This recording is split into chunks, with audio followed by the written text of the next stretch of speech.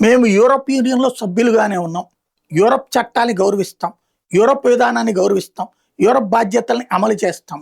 కానీ యూరోప్ యూనియన్‌లో ఉండగా మా దేశ రక్షణ మాకు ఫస్ట్ ప్రయారిటీ.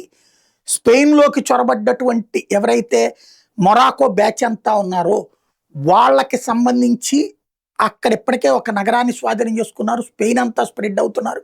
వాళ్ళు సెంజర్ వేషాలతో, ఎందుకంటే అక్కడికొచ్చాక దేశాల్లో స్థిరపడిపోయి చొరబాటుదారులుగా, శరణార్థులుగా మారి ఆ పైన ఆ నేరస్తులొచ్చి మిగతా యూరప్ సమాజం మీద పడతానంటే మీరు అంగీకరిస్తారని కానీ నేను అంగీకరించను. తాత్కాలికంగా స్పెయిన్ నుంచి వచ్చే వాళ్ళందరినీ నిషేధిస్తున్నాము.